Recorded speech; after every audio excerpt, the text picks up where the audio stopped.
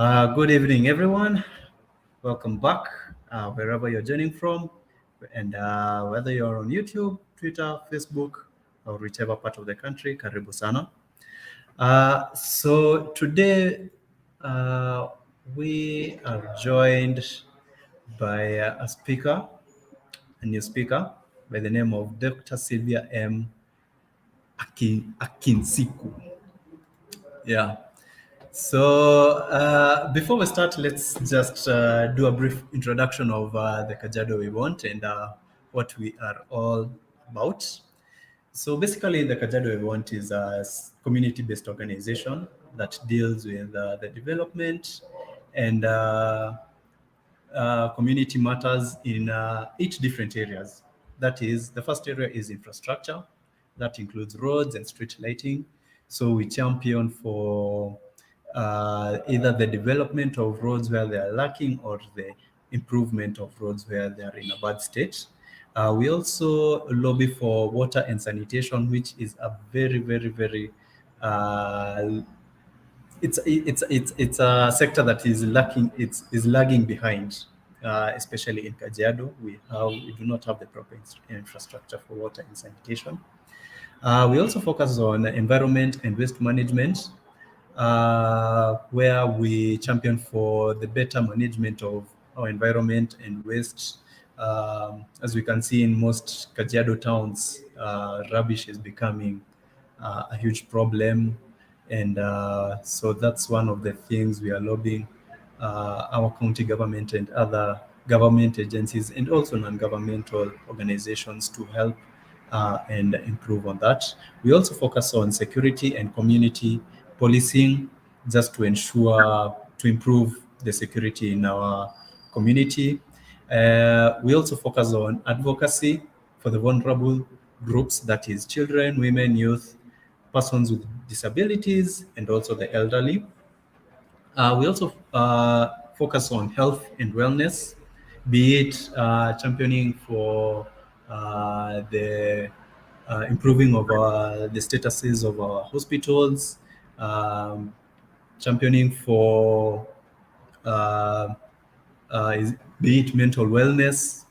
Uh, we also focus on that.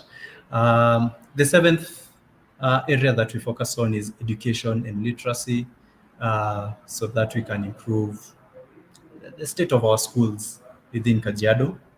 And the last one is trade and job creation, just so that we can help in reducing the fight against unemployment, not only in Kajiado but also within our country.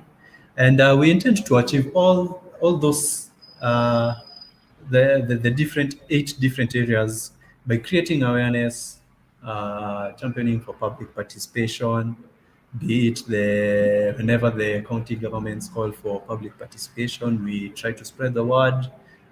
We also, even through this platform that we have right now, uh, we try to use it to create awareness and spread the word on the various sectors we are trying to promote, and also partnerships.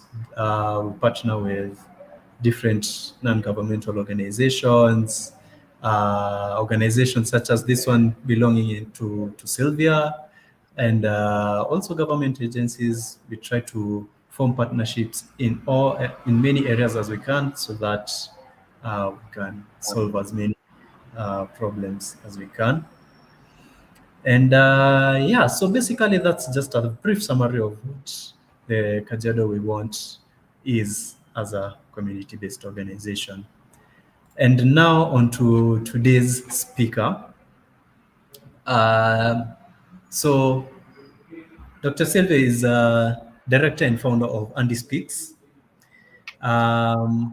She will talk to us about uh, real life experiences as a mother and board director of the National Council of Persons with Disabilities. And she'll help us answer the questions such as, have you ever wondered how the differently abled persons navigate through life and what their families go through? So thank you very much, Sylvia, for joining us on this call and giving us your time. We'd like to hear more about how families deal with these scenarios and how they cope with living with persons with disabilities. I'm sure I didn't do you justice with the introduction. Maybe you could give a deeper introduction of who you are, what you do, and yeah, karibu sana. Thank you very much for having me on this busy day. Um, Dr. Sylvia Moramo Chabo Akinsiku is my name. I'm a graphic designer and a brand consultant by profession. I am the founder of Andy Speaks for Special Needs Persons Africa, which champions for inclusion of persons with developmental disabilities. Apart from being an entrepreneur, I am a mom to three, and two of my boys are on the spectrum, and that is autism spectrum, and that's why I do what I do. I serve as a board director at the National Council for Persons with Disabilities, where we ensure the mandate by government and the state is adhered to, and we help the government ensure that the country's policies are in line with the international standards for persons with neurodevelopmental with disabilities at large, and also make sure that there is no stigma and there is inclusion of persons with disabilities from all fronts. So that is one of the mandates, and we also run programs that benefit persons with disabilities. That is what we do at the National Council. Apart from that, I am your current Queen of Africa, immediate past Miss Africa United Nation, and Miss Africa Elite from 2020 to 2022. And I think that will summarize it all, because it can be quite a long introduction for us to say it all. But our latest accomplishment is the fact that Andy Speaks was voted for as the social enterprise of the year in the year last year, that is 2022. And I was honored to be listed in South Africa as 20 influential women. And I hope that I will be able to touch someone's life today, inspire, and at least open up in the world of disability from our point of view. So I will be speaking more of my experience as a parent and also as an advocate for inclusion. So I hope that is satisfactory, right? That is very, very satisfactory. Congratulations on your achievements and all the best on the upcoming nominations.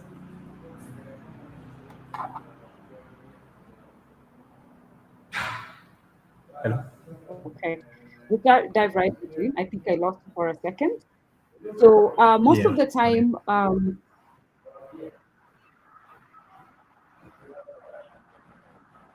we think of is someone in a wheelchair, or the basics, someone with visual impairment, or someone who's hard of hearing. I'm trying to use the right terminology, because we normally say the deaf, the what. So, but we want disability shifted from a medical point to more of a human rights point. So you do not address the person disrespectfully, especially in our Swahili, where we say kiziwi, kipofu, which is ngelia kivi, which is belittling, considering utasema bado kiatu, utasema kitabu. So let's respect persons with disabilities and just call them as the appropriate terminologies. But what of late we have seen, there are very many other disabilities that are not your obvious to the eye, and it will require a bit of spending time with someone for you to really identify that they have challenges. And that takes me back to the definition of disability. So disability is not just something that you can see, but generally, when someone is impaired to be able to make it that they cannot run their daily activities without support or care or an assistive device. It can be physical, it can be sensory or cognitive or even mental. So all these areas of skill what fall under what disability is. And for me, my experience in life is more towards the neurodevelopmental disabilities, where it is someone acquires a disability because of brain development issues. So, which means your brain can be affected in one of many ways. Either when a mother is pregnant, or during pregnancy, let's say you have trauma, stress, etc., it can affect the fetus when you're carrying it. So disability is not something that you can rely on. And let me put this disclaimer before you shut it down and say, this does not concern me. A disability is a club anyone can join. Practically anyone. You can fall in the shower, bang your head, you start having seizures from the trauma of impact to your head. You have fallen into the category of disability. You can fall ill and lose sensory of your limbs, meaning you need a wheelchair or get hit by a car or break your leg. And the hardest people who have a hard time is ask someone who has known normal life and then now becomes disabled. It is very, very hard to transition. But in life, I like to say we can't direct the wind, but we can adjust ourselves. And that's what I want us to look at in the term of you as an individual who's not yet in that clan from the outside point of it. What do people with disabilities go through, and what can you do as a person to make their life easier? Actually, disability is not about what happened to you. It's not about what you cannot do, but what makes it worse for persons with disability is the environment around them. Let's say you're constructing a building and you just put stairs. You've not thought of that person on a wheelchair, how they're going to access it. You see, that means you have not made accommodative, you've not been accommodative to the person with disability, meaning that they will have to think or be carried. Do you know how the lack of dignity it is having to be carried everywhere? And also courtesy for like for persons who are on wheelchair users, it's always good for you to ask them, may I help you? Can I carry you up? Not just see and start pulling them. That's just courtesy. It's courteous. It's like someone coming and grabbing your hand without asking you where you're going. So the process of normally when someone receives the news about disability, there is a whole lot of things that go through your mind, especially for the caregivers. That can be the parent or the person you're living with or caring with, that husband or wife. Let's say you acquire disability way later in your life, because even old age can bring about some disabilities. So as parents, I'll speak from a parent point of view, there is that space of denial. You're trying to look for someone to blame, or the vice versa, everyone else. For us women, we are the ones who get blamed, especially after you give birth to a child with disabilities. It is all of a sudden, this is from your people. We let our culture remove the human side of us when we are trying to just blame a parent. Yet it takes two to make that child. Carrying it to term, you as the partner, were you nice? Were you accommodated? Did you stress them out? Etc.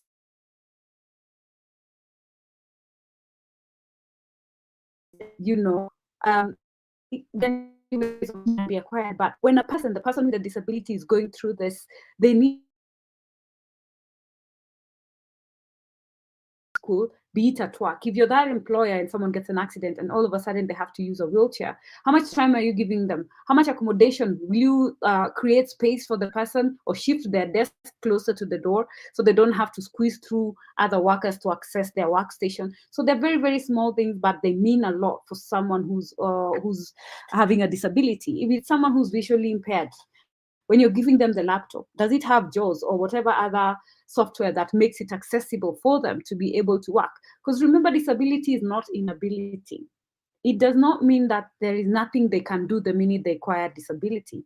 It just means what accommodations can we make so that they can continue living their lives, they can be the best version of who they are, and at the same time serve and contribute to our economy. So that rejection from people, because let's say if it is your husband or your wife who acquires a disability and then you abandon them, those are the things that make it harder. And you can imagine the emotion that these people go through after that: depression, lack of self-worth, their self-esteem has already been kicked to the curb. Because even you, when you see someone on a wheelchair, what's the first thing that comes to your mind?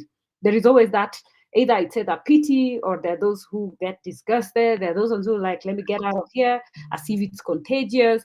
It depends with how you interact. But if you shift your mindset and see the person first before you see their disability, or like I'd like to say it, see the able and not the label.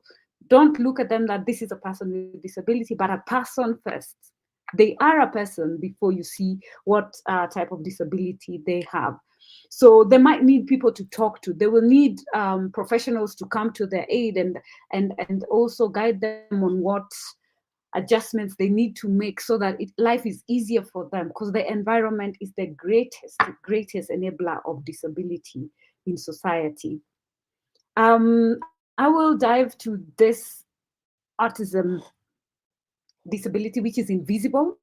And why I want to dwell on this is because we are on Autism Awareness Month. And apart from Autism Awareness Month and week, it is something that could be existing in your space, but you're not aware, or you're not making reasonable accommodation for that person. But I want to paint a picture in these 5 minutes of your time so that you have an idea. That person you see walking on the street and everyone runs away, that child you see talking to themselves, or that child you see just walking around without mingling with other people, and then you're like, mtoto kichwa yake si mzuri. For those who don't speak French, when you tell yourself that something is wrong with this child, they must be mad or something.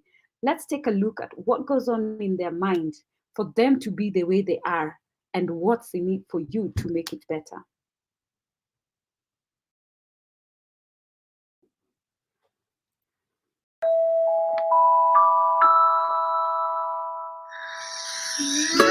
We are all different, and that's wonderful.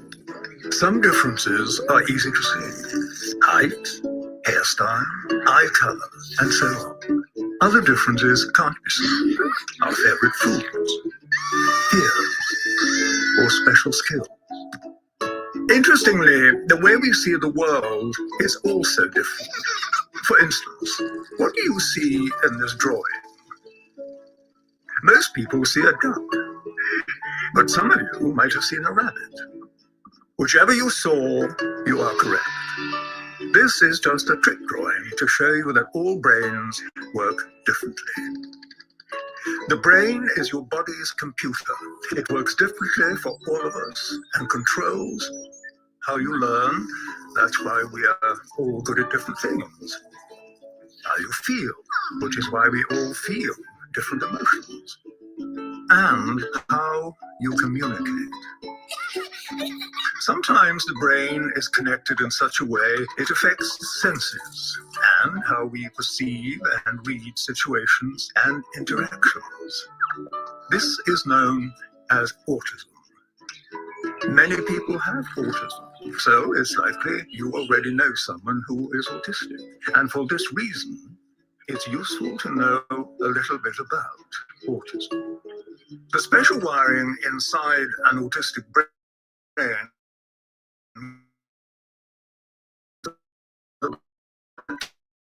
find difficult, joy, or music. It can also do the as making friends. The senses constantly send information to your brain about your surroundings and other people. However, when a person's brain and its senses don't communicate well, the brain can become overwhelmed and confused, affecting how they see the world. Picture yourself walking down the street.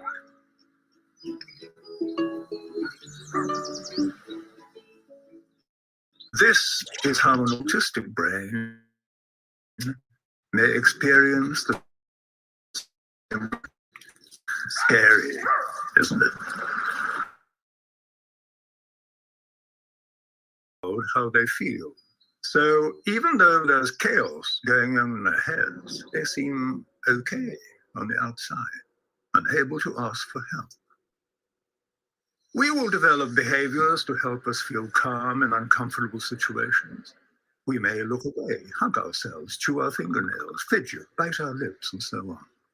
Equally, autistic people develop behaviors that help them cope with these intense moments. These actions may seem unusual, but they're just their way to feel calm. When they happen, it means they're having a hard time. The kind thing to do is not to give them an even harder time by getting cross, ignoring them, or mocking them. Remember, just because a PlayStation can't read an Xbox game, it doesn't mean it's broken. People with autism need friends who are willing to take the time to know them. But good communication, plenty would be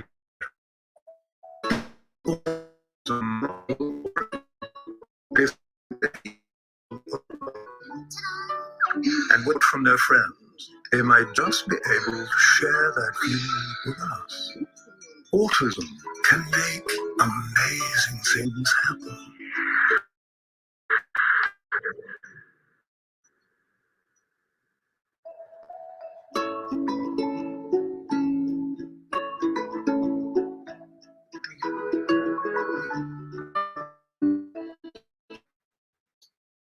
I am so that's exactly what we're dealing with in our lives as persons with disabilities.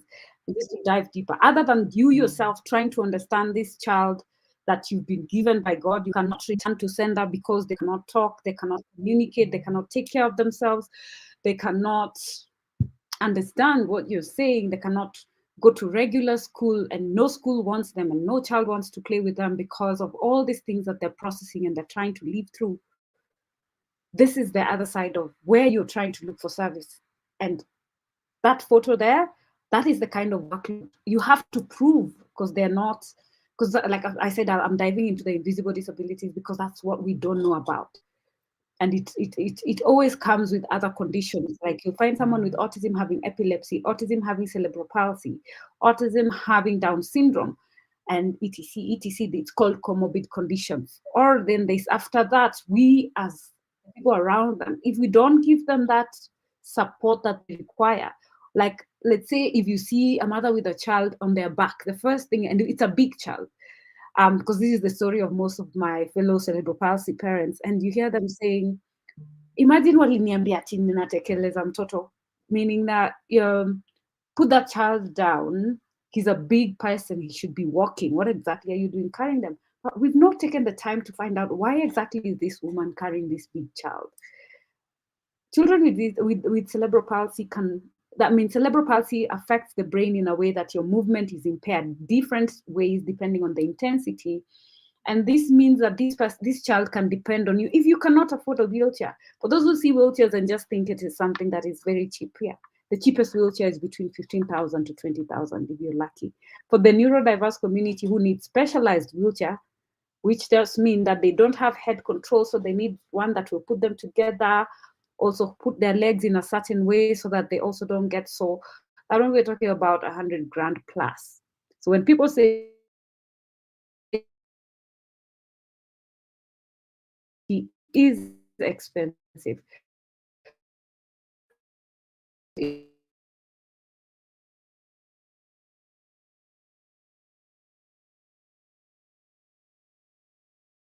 see that amount of work, they'll bail on you.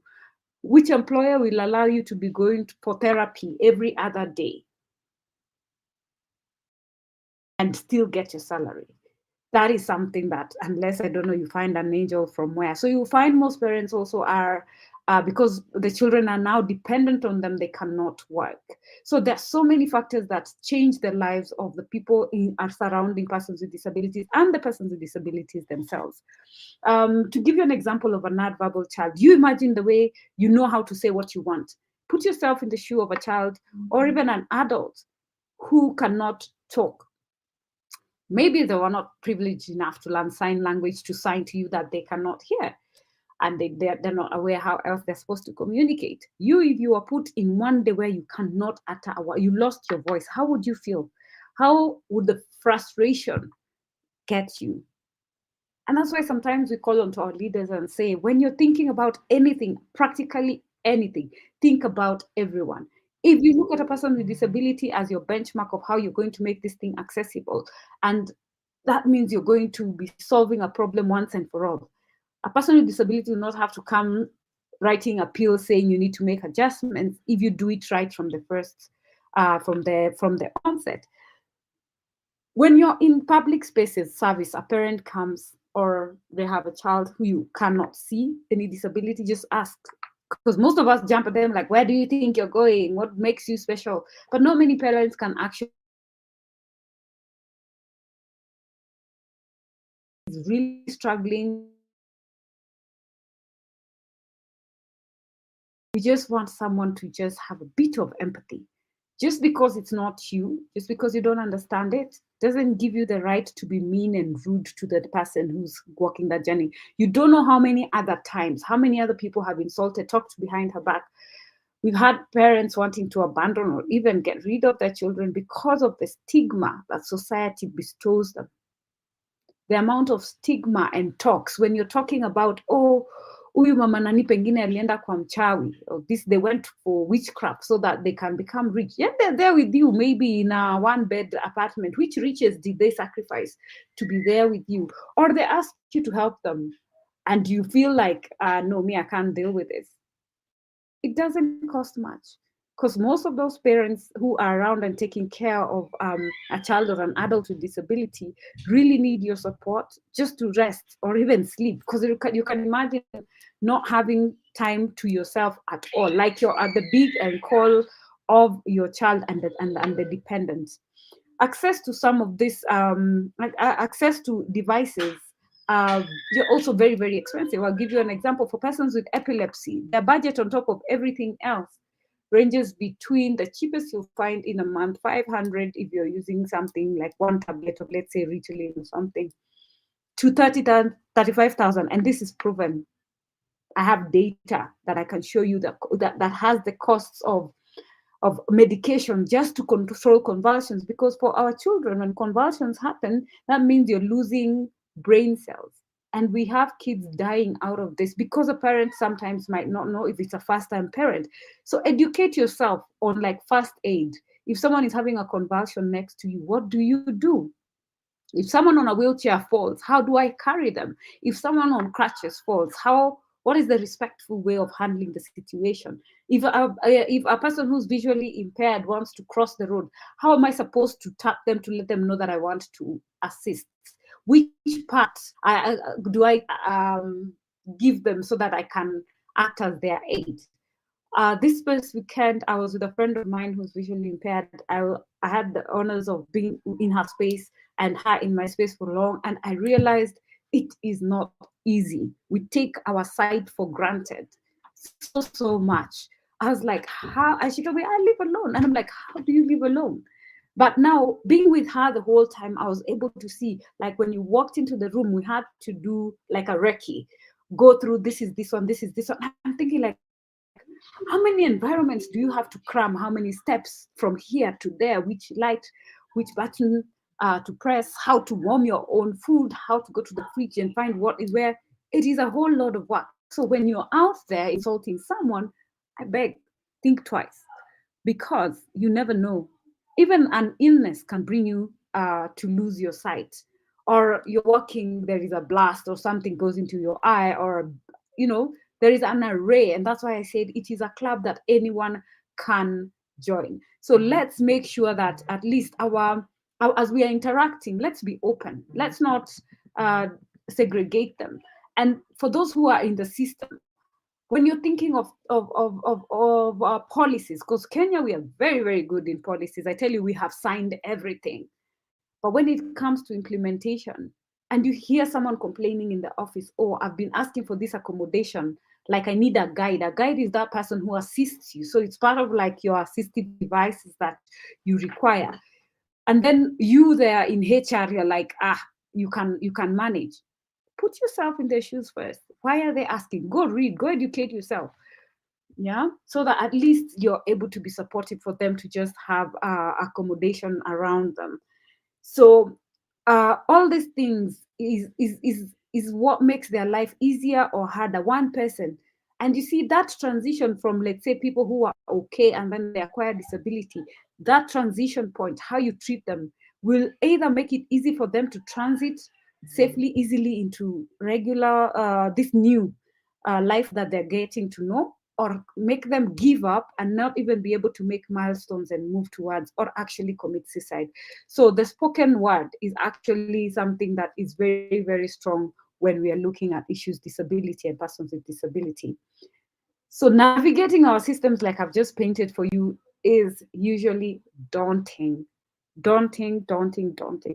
And you have to fight, you have to goes up talking, my child is partially verbal, but if you're a stranger, you mute. And it becomes overwhelming for them. So he might not answer you. And the first thing people go like, mtoto mkubwa hivi haongei, you know, this is such a big boy. Why is he not talking? But you not question yourself. Maybe he's hard of hearing, you know, maybe he doesn't like you. There's so many reasons why, but you go for that thing of like, almost like they are ignoring. We've had children who are not verbal and or maybe who are hard of hearing, especially our young adults. You meet with the police and the police go like, kijana unaonesha madharau, why are you being rude to me? I'm talking to you, you're not responding. Authorities didn't take time to find out if this person is okay or not. We've lost, I can count for you up until 5 boys, young men who've been murdered, who either disappeared and couldn't communicate or trace their work, and in the middle of the night, they've been confused for thieves because they're hungry, they can't communicate, they're hungry, they grab. And this happens a lot to the neurodiverse community because most of them are nonverbal. And it is a sad state. It is a really, really sad state. Have you ever taken a chance to learn basic sign language of how you can just give general communication to someone who's hard of hearing? So there is that extra mile that we can go as humans. You know, we can be able to try and make it lighter and see how best, you know, we can lessen the burden that they have, their families have. Because there is a parent who called me and they said, I don't know where else to go from Naivasha. And they're like, I'm like, what do you mean? I'm like, everywhere I move, my child is so hyper, so loud. I keep being chased because of my neighbors. Where are they supposed to go? And they're living that plot style where it is lane and, you know, small houses next to each other. What do you want them to do? Where do you want them to go? Well, it's only your special, like you can just make accommodation and understand and put yourself in her shoes. She did not bring that upon herself. So for us as the community, we really, really, really, really need to make an adjustment. And that person, that child or that adult is one person. And it's usually say the statistic that 1 out of 20 kids have a disability. Don't look at them as the odd one out. Make it a chance to teach your own child that not everyone is the same and that there is difference. The minute you do that, you've lit a candle, because that child will be very aware, even later when they become adults. Let them interact with those children with disability and understand that these things happen. That will save them later and also in their social skills. And for the parents out there, you're that parent. For if a child is good and someone is doing or calling them names, actually in our constitution, it is a crime to actually disrespect a person with disability, and you can be jailed. When you look at also the act that states about employment, if you turn them away and they actually report you for that kind of malpractice, you can actually be jailed. So let us also be aware that people with disabilities have their rights, and be that advocate in your space. Now that we pass this information to you, take time to ask questions, take time to learn a thing or two, take time for parents and the caregivers of those with disability to ask for support when you need it. As much as it can be daunting and so much rejection, it makes you harder. Yeah, because when it is a child who's disabled, you as a parent, you're their only hope. The decisions you make will make or break their lives. If you choose not to explore their potential, that means they'll stay home, they can't go to school, they cannot harness their capabilities, and that means they will not be able. Why do people get so excited when you see people in the West like, oh my God, that person has a disability, they can do this and this? Because that parent decided to go against the grain, to believe in their children, that they're able to be. So what are we calling out for? There is so many gaps out here. We do not want equality. We want equity. Equity in terms of just because we're disabled, don't bundle all of us in the same bandwagon. What I need as a neurodiverse person is not what a visually impaired person needs, is not what a person with albinism needs, it's not what a person who's hard of hearing needs. You need to understand what I need as an individual, be it in the space of education, in the space of health, in the space of in the workplace. Understand me and ask if you do not know. How can I make it easier for you? Or go and learn about it. And then now make reasonable accommodations that will be best befitting. Because if you, let's say if it's someone who's visually impaired, did you know that the white canes are different? There is a white cane for a visually impaired person. There is a white cane for the deaf blind. And it's the color code on the cane that actually identifies them. So educate yourself, because you see, especially, let me give you an example of that, a deaf person. Their language is so complicated. Trust you me, even saying hi, as much as I tried, I can't remember it, because it takes someone who can't hear and can't see you. At least you see, if someone who's hard of hearing can see you, can lip read, you can sign. But this one doesn't have either of the two. And I'm not talking about things that are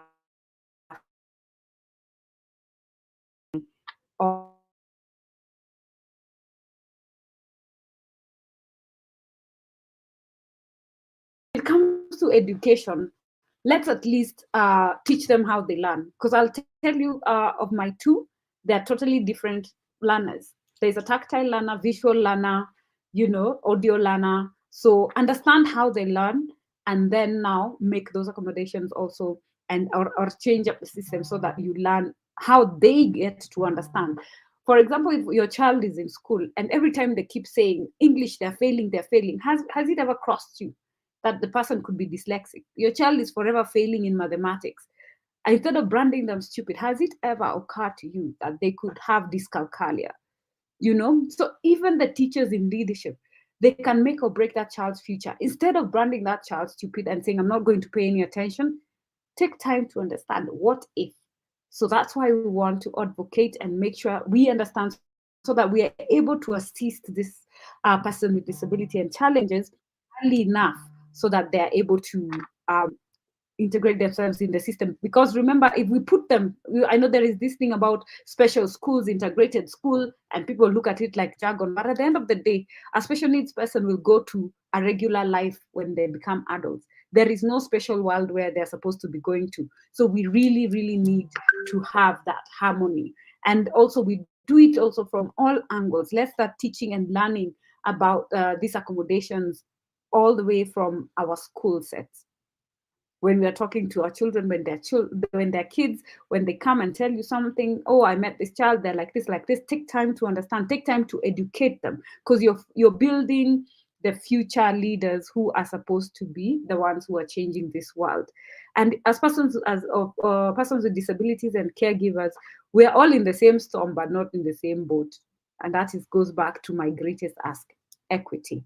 We all go through things that are different. The neurodiverse challenges are not equally to those who are hard of hearing or wheelchair users. See, a person on a wheelchair, once you make that accommodation of accessibility, either in the buildings, and you give them that assistive device, which is the wheelchair, their life is almost it's like the problem is almost solved. It's not 100%, because it goes further than what you can actually see and feel.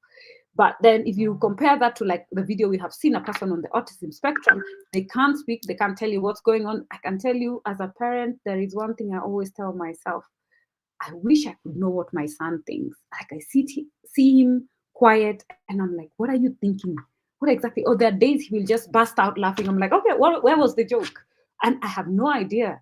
You either join him, or when he starts screaming like a few minutes ago, and you're just like, okay, are we happy? Are we sad? So for you as a parent and the community, you need to adopt. And I've had neighbors who are like, can't you keep a grip of your child? Why are they screaming? How do I explain that to you? I don't have control. He does not have control. It is impulsive. It could be sensory overload. And it takes time for you to get to understand what the triggers are, and the things that actually are going on in their system. So let's take time to understand them. And it's the only way we will be able to make amends. So we have to really, really watch our attitude, watch how we communicate, and be kind. And when our doctors are giving us diagnosis, I was told I'm speaking to a very vast community for the doctors out there, or the nurses. When you see, let's say, a child with Down syndrome, it is very obvious. that should be a trigger for you to know, oh, I need to check for their heart, because under Down syndrome is where it's a genetic mutation where you have chromosome 21 replicating itself or cutting and rejoining. So you have an extra chromosome, which means that your physical features also change. So you'll find they have like slanted eyes, the bridge on their nose is wider, they have tiny nose, they have they have very beautiful smiles, that I have to tell you. Their arms, there is a specific line on their hands, and information, all this information about disability. We are launching actually our website called Special Needs Resource Hub, where you can learn about matters disability. For persons who need service, you can know where to go. And for you, we urge you, just go out there and try and learn something. Yeah, try and learn and get to understand. Next time, maybe it could be your sister who gives birth and their child has a disability, and because of the knowledge you've acquired, you're able to identify early, you're able to do something. So when communicating, as much as you might be able to identify, for us as mothers, when we're giving birth, all of us expect bundles of joy. No one is always anytime prepared that, oh, there is a chance of your child having disability, apart from the West, where their scans are very high tech and they can identify some disabilities when the child is still in the womb. So, and when someone gets this diagnosis, work with them, that psychosocial support. When they're going down, be there, hold their hand so that they don't lose themselves. And for those who are caring, don't forget yourself in the journey, because as much as you're caring, you cannot care, and it will not be beneficial if you're not there to walk the journey with them any longer, just because you let yourself go. So self-care is also very, very important. So when someone writes to you in an organization and all out, these are I want our ministries to talk to each other in government, because if health is on the side, education is on the side, social protection is on the side, we're not able to serve the disabled person community as a goal. It requires that interstate departments communication and planning and seeing how best can we serve. If I'm giving this part and you come and meet me halfway, then we'll make a better impact in our community. And for the parents, this is how our life is like when you're a special needs mom. You can't sleep. I won't tell you from 4. I can't lie to you, from 4. I can't switch off, because my child gets his convulsions most of the time 4 a.m. onwards. So even if a pin drops in my house, I will hear it. Or if something falls, or a thud always reminds me of that. When a child falls, or when they are getting an epileptic attack and they fall, you're always on the edge and ready to run. But that's what we are. We are mothers. We are protectors, but we want to extend this to our community. If you see a child who's disabled in your community, or you find those ones who they're called escapists, they're children who just dash and run. So even if the mother is not there, don't go screaming, why did you do that? Some autistic persons don't know danger. Like, danger does not register in their system. So don't be quick to judge, but try and understand, be empathetic. Yeah. So, but as a mom or as a father who has a child with disability and is feeling overwhelmed, just remember that you have more power than you can ever imagine. The strength that you have and what you're capable of doing, you have no idea. All you have to do is change your mindset and see and focus on how far can we go, and not what limitations do we have. So for you as a parent, you're the central part of all these support persons. You're like the PhD holder of that child, because you're the one who spends most time. So if, be it you're going to the doctor, make sure you know everything, make sure you follow through, be it whichever specialist you have to see, and take your child. Be the first one to declare, my child has this condition, so that they understand you from that point onwards. Because so many people will come telling you the way, go to Muganga XYZ and your child will be okay. Or if you go to this pastor, your child will be prayed for. So all these things will come at you. Protect your child. Empower yourself so that you're also able to protect them. And I can tell you that the level of exhaustion we operate at is one that is beyond. Sometimes I even wonder how I'm walking around and managing to do the things that I do. And that's always the greatest question everyone asks: how do you do it? But when you have a support group around you, when you have your family empowered, out some like, hey, need an hour, come and spend some time with my child. So if you lock that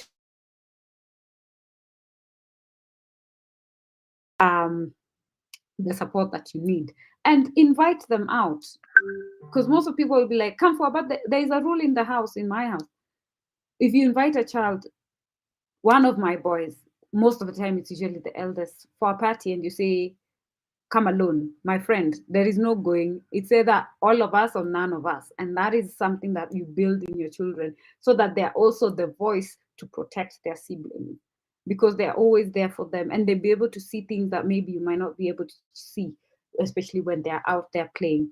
So for you, when your child comes back to you and says something mean, be the one to correct it. And with all the opportunities that are there and are very difficult to access, please make sure you register your ID.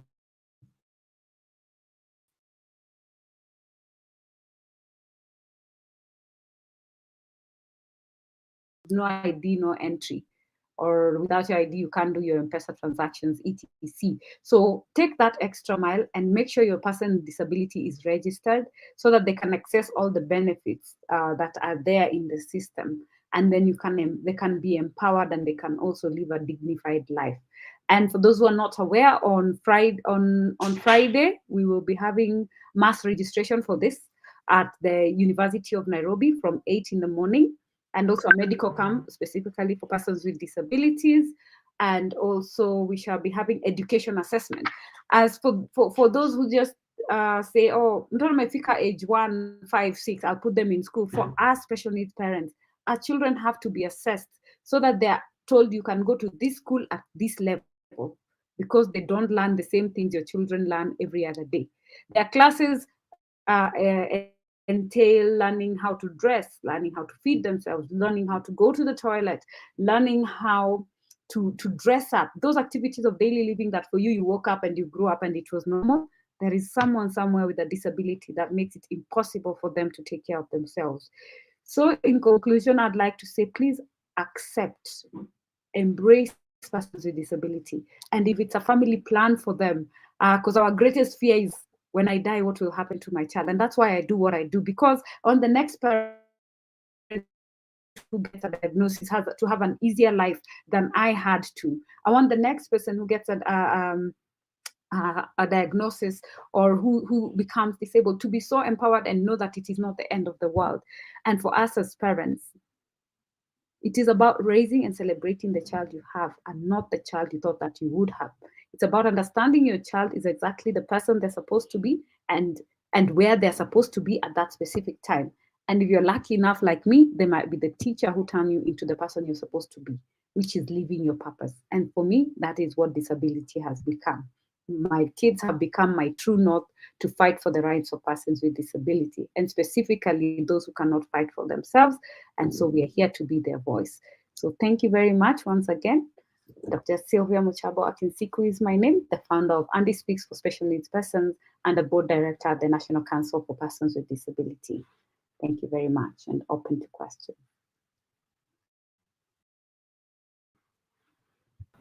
Thank you very much, Dr. Sylvia, for that in-depth conversation.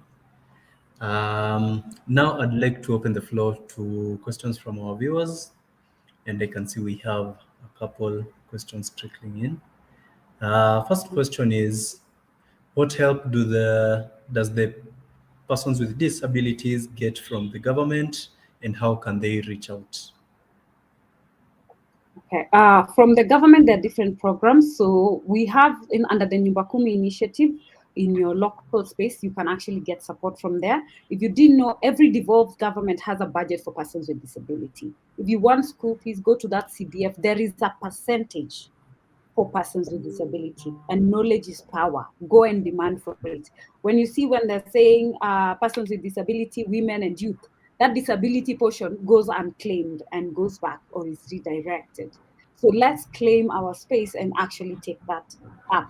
When you come to the National Council for Persons with Disability, which is now the body that handles all matters disability here in Kenya, and I'm sure even other countries have similar bodies, we find that we have different programs. And allow me to go back to this slide so that I can be able to read out in detail so I don't miss out anything. So at the National Council, we have, apart from policy, there is services that are there that we can access. There is a program for tools of trade. Tools of trade means that at the council you can apply for, let's say I'm a tailor, you can apply to get assistive device, the devices you need to start a shop, so long as you have that skill. Then there is also education support. There are bursaries available, very many of them, for persons with disabilities. There is LPO financing. There's a program for LPO financing. There is the famous Inua Jamii cash transfer, which is where they are given 2,000 per month by the government to support them. Then there is tax exemption for people who are working, so you don't get to pay taxes. And then import your person with disability, it is duty free, that is under tax exemption. And what else am I forgetting? Of course, you have to register yourself. All these depend on, are you registered? And recently there is the autism fund, which has just been declared, which is going to help with access to therapy. And I don't know if many people knew, but if you're a person with a disability and you have your card, you can access NHIF services for free, medical services for free under UHC. And apart from that, you don't pay for parking in the cities. You don't pay for parking. And of course, there is the usual access, priority access that you get. And there is access to, there's something I feel I am forgetting or it's keeping my mind, under the development fund. So there's something about land and etc. But there is a lot. And you can go to the National Council's website and all these things and forms for yeah. But remember, step number one, you have to be registered. So even when we are talking about AGPO, that is work opportunities, there is that 5% that has been set aside for persons with disability, which is in your constitution. So you have a right for it. When they're calling for that and you see that AGPO, persons with disability encouraged, please go for it and make sure that you get it. Now, for parents who have children with disabilities, there is a program under education where you can be helped to get scholarships. So read out, see, and but all of them have their own terms and conditions about benchmark, like how many marks, is it secondary, is it high school? And the National Council just signed an MOU with HELB, where if the person with disabilities goes to the university, they can actually access funding. And this is a grant. So it's not like other people who have to pay back, unless you opt to top it up with the regular HELB loan. There is a loan for persons with disability that you can access and not having to pay back. So all these are things that are there and they're available for us as persons with disabilities, and knowledge is power is what I would say. So make sure you at least know, and then you're able to claim. Yes, thank you. All right, thank you for that answer. We have another question from Noni Monica. She's asking, registration is for all ages? I'm assuming that's a question regarding to the mass registration in UON on Friday. Yes. Yeah. It is open to all persons with disabilities, but we have what's special about it, as Andy speaks, we champion for the neurodiverse community. And the difference is physical disability, you come with your medical report, it's straightforward, they'll just verify. But for us, the neurodiverse community, our reports are more complex. So it means we need to have a psychiatrist, we have to have, there are special doctors, neurologists, etc., who have to be there. So this one, we are encouraging the neurodiverse community to come out to just make their life easier, so that they're able to access this opportunity to register. Yeah. All right. So that was all from our viewers. Next question is for me. You've stated that you have 2 children with autism. Yes. Now, from when you noticed that, let's say the first time, is on the spectrum. Okay. Until today, would you say there is a Mhm. progressive change in our society that people are becoming more accepting, or people are still in the same old ways? How would you classify our society towards PWDs, and Well, what can we improve on?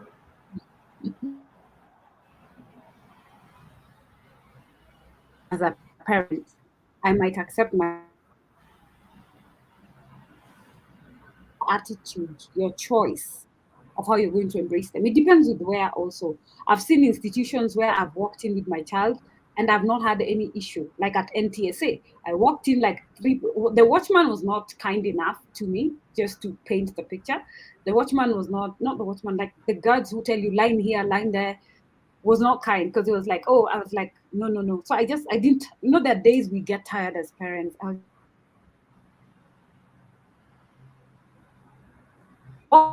walked in, the most senior person,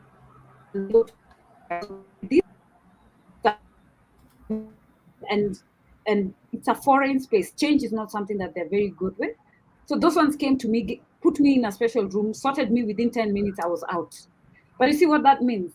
It is that knowledge of, if you see something, as much as he looks big, you can tell he's not your typical child. Ask yourself, And if you see how me, I hold mine like a handbag, because I know he might go touch someone, he might grab something without asking, and then it always ends up at us being told we are bad parents. So it depends with where you are, which community, the empowerment, the beliefs, the exposure that the people you are around have, because some can be very, very, very insulting. So our awareness levels is what really, really matters. So, and it's an individual prerogative for you as the other person, how you react to me. It's not about my child's disability. It's about you, how you choose to treat them and how you choose to embrace them and make accommodation for them to be comfortable, so that they don't have to go from 0 to 100 of their steaming and all the things they have to do to be comfortable in your space. Yeah. Oh, okay. Thank you. You've also stated that you're working on a special needs resource hub. Um, i- is it available? If not, uh, what should we look out for, or what should we search for so that we can get it? Okay.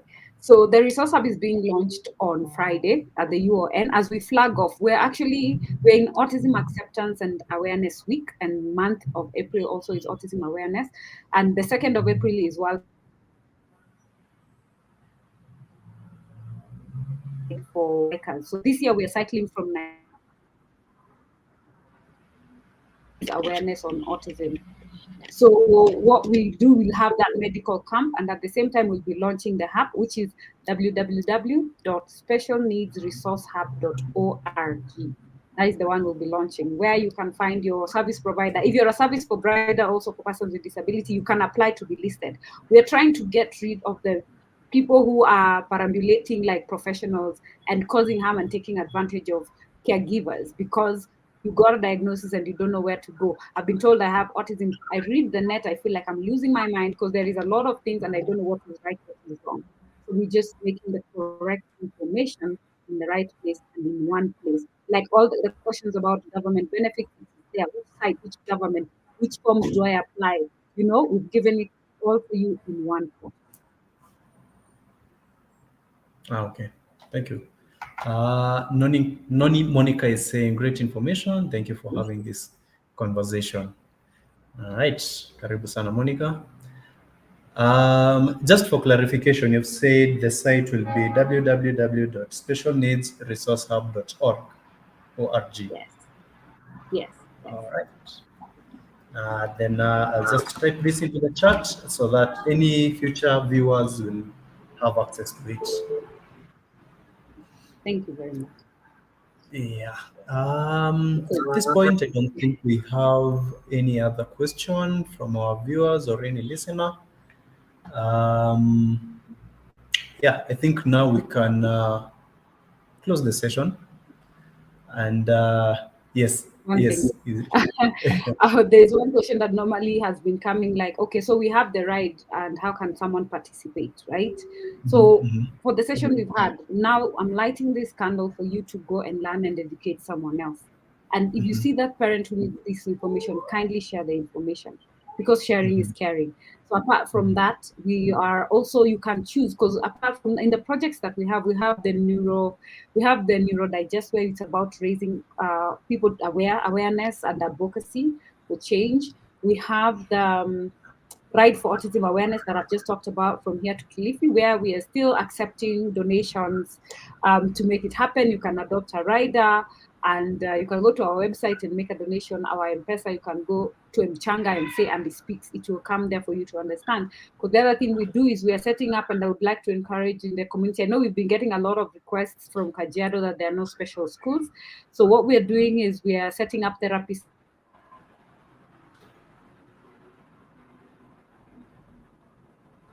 to go to work without them losing work and the child losing school time. So those are the interventions we have.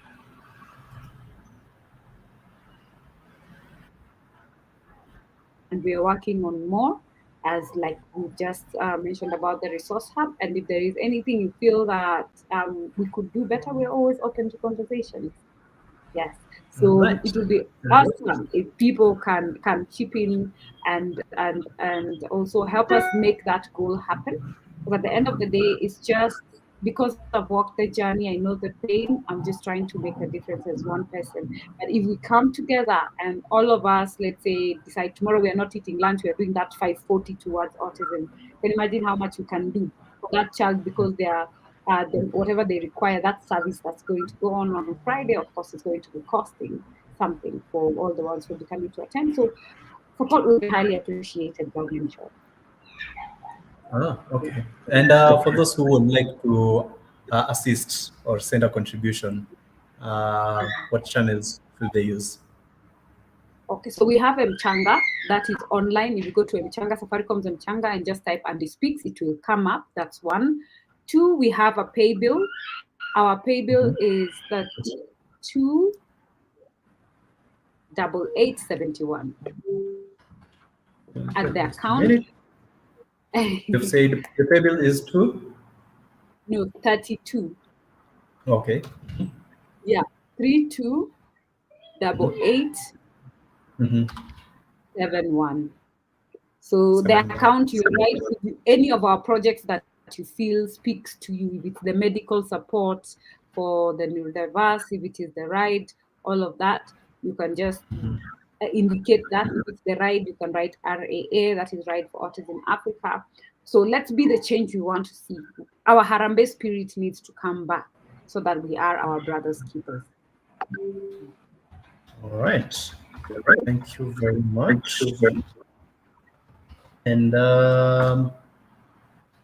yeah, I hope some of our listeners will be able to assist. And also the Kajiado we want, we will also try and see where we can assist too. Yeah. And would you be having any other closing remarks?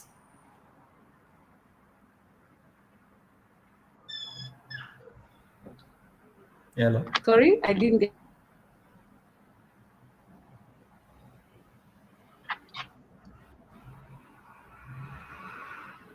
Sorry, I think the internet has gone down. Yes, you said something. Yeah. I was just saying if you could be having any closing remarks. Yeah. Okay, all right. For closing remarks, yes. Okay, good. I did not want to guess that's what you said, but I figured that's what you were saying.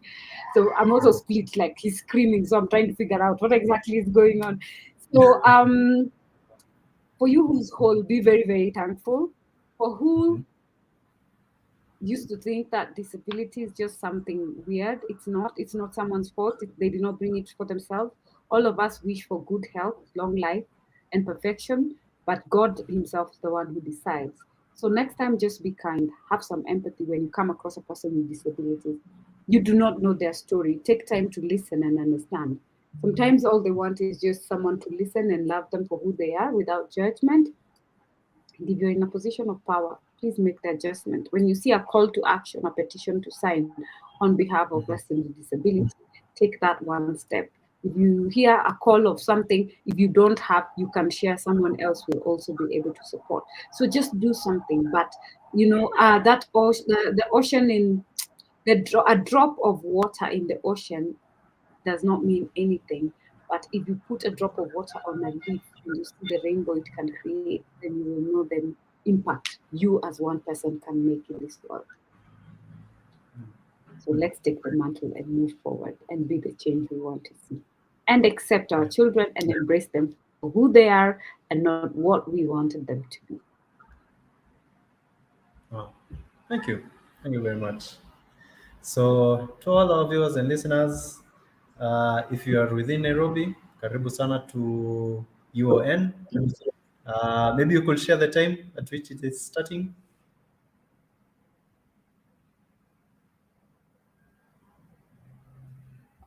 With the teams and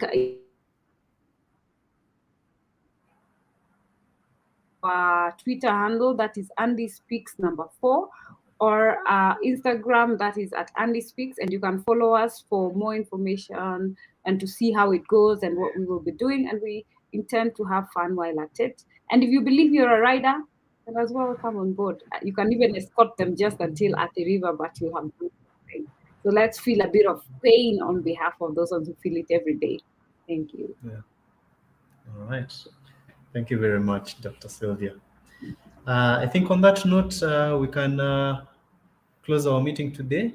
I hope our listeners had an informative session, took something home today, and maybe go back to the society a better person and a better person to the people with disabilities. All right.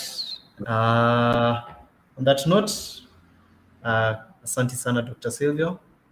Thank We you. hope, Thank you. we hope for the best for your organization and also for you as a family.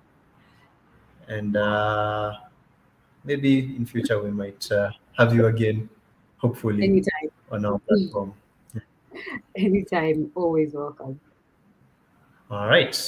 Good night, everyone. And until next time, next Wednesday, same time, same place. Good night.